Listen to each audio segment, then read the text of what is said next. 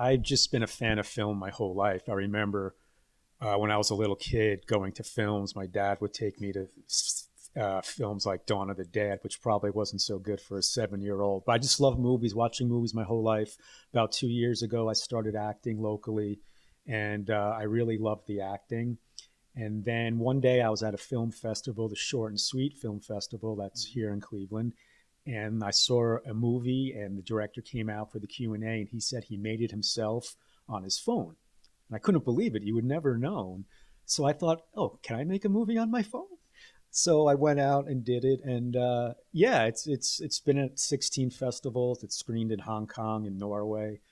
I'm surprised. That's a perfect example of this digital revolution, because yes, nowadays, again, if you have a strong storytelling ability, even if it's a micro story, something that can be told in 60 seconds, you don't need huge budget, you don't need these expensive cameras, you don't need all this stuff, because it all comes back to your storytelling abilities. And did you take certain courses in filmmaking or screenwriting, or did you just teach yourself? Never took any classes or anything. I mean, I've read books over the years, but no, I never took any classes. Like I said, that film at Short and Sweet really inspired me. I was like, wow. And, there are big time filmmakers now that are making films on their iPhone. So like you said, it's awesome time to make films. I mean, you don't have to I didn't spend any money on this film, zero. Come on, you spent $10 maybe or something more than that. Oh, I'm sorry. No, I spent 99 cents for the Action Movie FX app. J.J. Abrams has a little app called Action Movie FX, and that's where I got the spider CGI. So yeah, I spent 99 cents. And we have, even film festivals nowadays that are all about 60-second films, which is a new format. It's a new format that came about, and it's a really good format actually, because it's not easy to tell the story with a twist at the end in only 60 seconds, because that's entire script, entire arc from A to B or to Z is in only 60 seconds. Are you now working on more films in this particular format, 60-second format, or are you going to expand, and how are you going to expand? What's your next project? I wanted this year to make a spoof of the Terminator. It was going to be a live action film.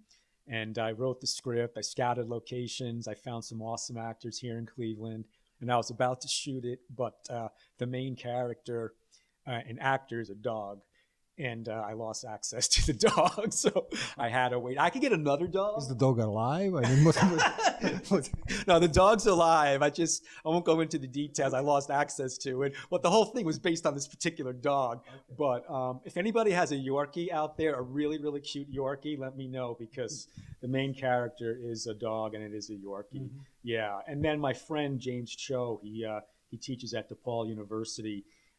He messaged me and he said he just wants to shoot something. So can I write something for him? So I wrote a 4-page script. I just finished it last night. I just started writing this year, and I really like the writing, because acting's a lot of work and directing's a lot of work and writing's not.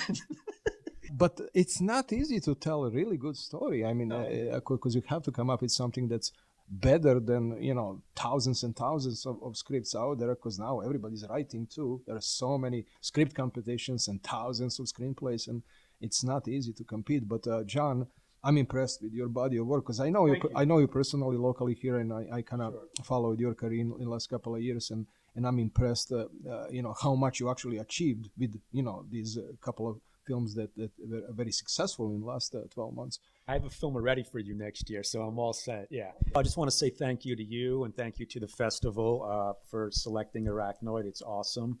I've been to a lot of first-year festivals, and personally, I like first-year festivals better. I've been to Sundance, Tribeca, I've been to Cannes, and I'd rather go to a first-year festival, honestly.